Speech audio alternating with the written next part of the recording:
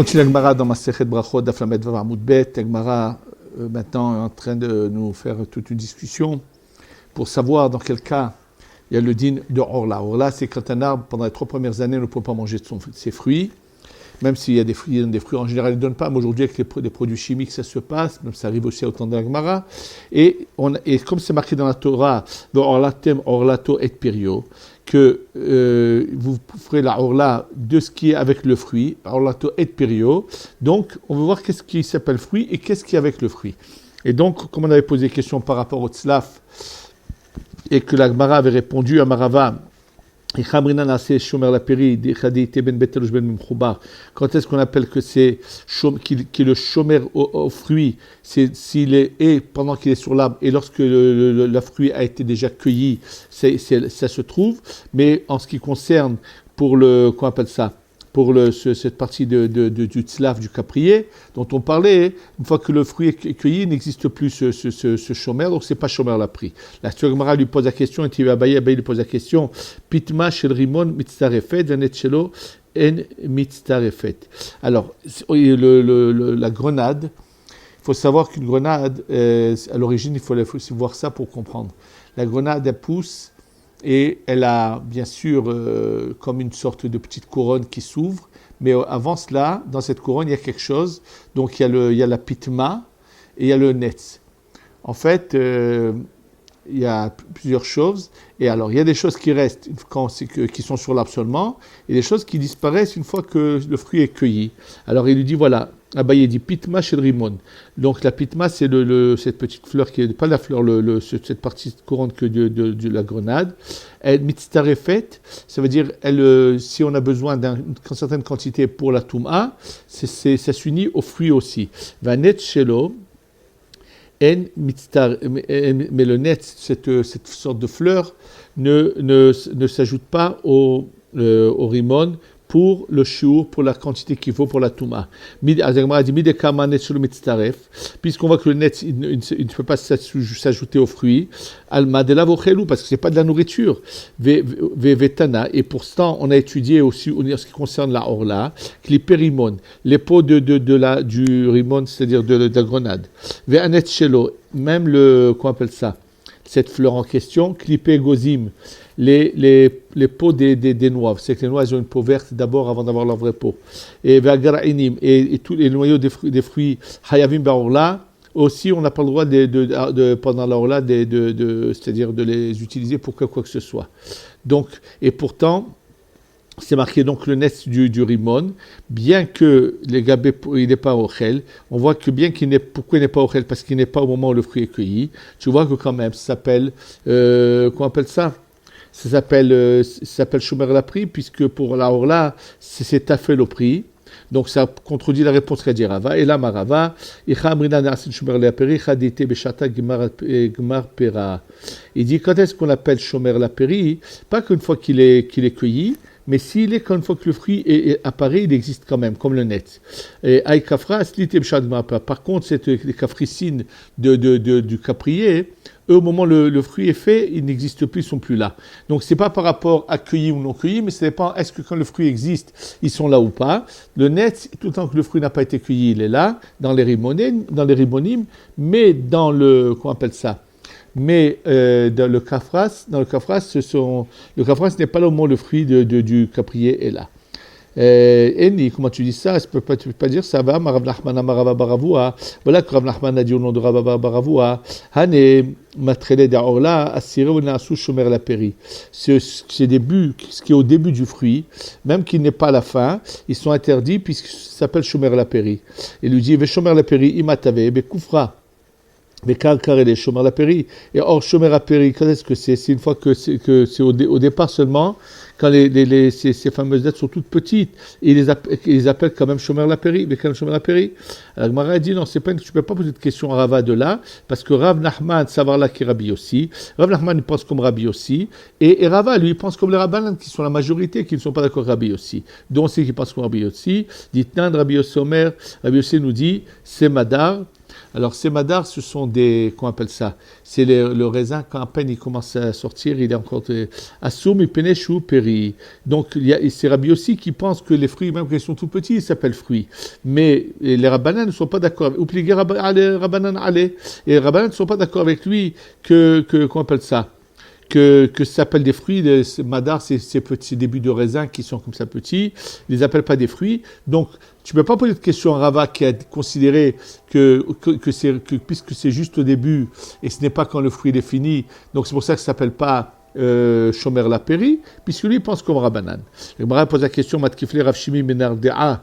La Gemara dit, Rav Shimi Menardea il pose la question, comment tu apportes une preuve pour dire que Rabba il a raison de ce qu'il dit parce qu'il pense comme les Rabbanan. Mais quand les Rabbanan ils sont sur les autres arbres, ils ne sont pas en désaccord avec Rabbi aussi, ils sont en désaccord avec lui que sur certains arbres, comme on va le voir tout de suite. Bishar et l'année mipligué, est-ce qu'ils sont en désaccord? Rabbanan, allez contre Rabbi aussi, Vatnan, voilà qu'on a étudié. Mais Matay de côté de la note à partir de quand on ne peut plus couper les arbres dans la shvi'it, c'est-à-dire parce que shvi'it, on n'a pas le droit de perdre l'arbre et c'est en faire de quelque chose qui peut donner des fruits, en faire du bois. Bet Shamomrim, Kola et la note, Mishiotziu, tous les arbres, dès qu'ils ont commencé à sortir, même le début, c'est suffisant. Donc, c'est au Bet Yelomrim, Betulel disent, à Haruvim, Mishishreshu, le caroubier, dès qu'on commence à voir des petits caroubes minuscules. Vagefani, Mishireu, et la vigne, vous savez, la vigne, c'est comme dès qu'on commence à apercevoir des petits grains séparés de un de l'autre. C'est une fois que, au début, c'est pas comme ça. Au début, on voit quelque chose comme une sorte de fleur, et puis après, on commence à voir chaque grain séparé. Vazeti, Mishinatsu, et les olives. Charcolone, Michiotsu, les autres arbres, dès qu'ils ont sorti quelque chose. Donc tu vois que c'est Bethilel et tout le monde est d'accord avec lui, que les autres arbres, ici on parle du tzlaf, du caprier, c'est qui fait partie des autres arbres, et dès que ça sort le fruit, ça s'appelle un fruit, et donc ce qui est avec ça s'appelle tofel lapri, c'est or là, et ça contredit de nouveau, comment il s'appelle ça contredit de nouveau Rabat. Vamar Abassi, ou Bosser, ou Garoua, ou Poulavan, ou Poulalavan. Ou Bosser c'est des raisins qui sont, comment on appelle ça, durs à. C'est mauvais, c'est quelque chose de très même de dangereux à manger. Ou poule à la vanne, c'est la fève blanche. On dit poule à la vanne, c'est le caractère, c'est la fève. On parle de la vigne, qu'est-ce que tu me dis, la fève blanche. Et la image chéro qui est poule à la vanne, dès qu'il arrive à la grandeur du poule à la vanne. Donc, en tous les cas, Man Shamane Damar Bosser En Semadarlo, qui c'est qui a dit que Bosser non, mais Semadar oui. C'est-à-dire, Bosser, c'est que vraiment, c'est très mauvais, c'est tout petit. Semadar, c'est un peu plus. Rabbanan, c'est Rabbanan des Katané. Et eux, donc, ils sont d'accord avec Rabbi Hillel. Les Katané, ils ont enseigné Char Kolanot, tous les autres arbres. Mais Shiotziu, dès que ils ont sorti leurs fruits. Et tout ce qui est avec, ça s'appelle Shomer Lapéri, s'appelle être en lato et perio. Donc, la réponse de Rava ne marche pas. Et là, Marava, Icha Amrinan de Shomer la Peri, Khadeki Shaketle, la Shomer Mayet Pira. Shaketle, lo Mayet Pira. Il dit qu'est-ce qu'on appelle ça Shomer la Peri? Seulement si tu l'enlèves, le fruit va mourir. Mais si tu l'enlèves et le fruit ne meurt pas, ça s'appelle pas Shomer la Peri. Or, pour le caprier, le cafri, si on l'enlève, le Evion continuera quand même à être un fruit et ne va pas mourir pour autant. C'est Shaketle, lo Mayet Pira. La Gemara, maintenant, pour vous laisser là, il dit, vous avez chaque loi les nets des Rimona. Il y avait Rimona. Et la preuve, c'est que, voilà, par exemple, pour le Rimon, on a pris comment on appelle ça? Il y avait une histoire où on a pris le net du Rimon et le Rimon a séché. Et chaque fois, des parha des biteta, bitita. Par contre, dès qu'on prend comment on appelle ça? C'est ce qui entoure, là, dont on parle, par rapport au Kafras, eh ben, il est resté, il n'est pas mort pour autant. Donc, on a clairement que c'est l'Evionot. Bitita, c'est l'Evionot. On a pris le Kafras et le Evion n'est pas mort pour autant. Donc, c'est pour ça que ça s'appelle pas Shomer la Peri. Donc, on a répondu Rava. Maintenant, il y a une parenthèse. Il y en a qui disent que cette parenthèse serait rajoutée après, ça ne fait pas partie de la Gemara. Et ce serait la conclusion, mais ce n'est pas la Gemara. Mais on va la lire en vitesse, puisque c'est juste pour qu'on la voie quand même. Mais le Chetal Alakha, qui est mort Baravashi, comme Baravashi, qu'on a au tout début qu'on avait ramené, des Ereketa Vionot, Vachileta Kafricine, qui jetaient les Vionot parce que c'est ça le fruit du caprier, mais les Kafricines ne sont même pas considérés comme ce qui accompagne le fruit, donc même au moment de la Orla, il n'y a pas de problème. Orla, Laf Peraninhu, et étant donné que pour la Orla, ça s'appelle pas un fruit. Les gabé brachot, brod, nami la pera, ça s'appelle pas le fruit. Et c'est pour ça qu'on ne fait pas boré pera es, mais boré pera adama. En fait, même si c'est pas de l'agmara, mais c'est la conclusion que l'agmara, elle arrive à la conclusion qu'elle arrive l'agmara, comme Ravashi au tout début qu'on avait vu. Maintenant, l'agmara va parler tout à fait d'autre chose. Pilpelé, il s'agit en fait, apparemment, il s'agirait du poivre noir. Je sais qu'aujourd'hui, on le trouve en Eretz Israël, il ne pousse pas, il pousse en Inde, mais il semble qu'à l'époque d'Amara, il poussait ici. Pilpelé, Rav Sheshat Omer Sheakol, Rava Amar Loklum. Alors Rav Sheshat, il dit qu'on dit Sheakol, et Rava, il dit on ne fait pas de bracha. Celui qui prend des graines de poivre noir, il les mange, il ne fait pas de bracha dessus. Et pourquoi? Comme on va le voir tout de suite, L'Asdar Rava l'étarmé, Rava va selon son opinion, d'Amar Rava, que Rava a dit, Kas Pilpelé, celui qui mange qu'on appelle ça, des graines de poivre noir ou poivre blanc, mais ça veut dire c'est ce qui est vraiment, ça brûle dans la bouche, c'est pas de la nourriture pour eux, Yom Kippour, pas tout, étant donné que c'est pas quelque chose qui est mangeable, ça brûle, celui qui le mange, il sort de l'ordinaire, c'est pas lui qui va nous introduire une halakha par rapport à sa conduite anormale.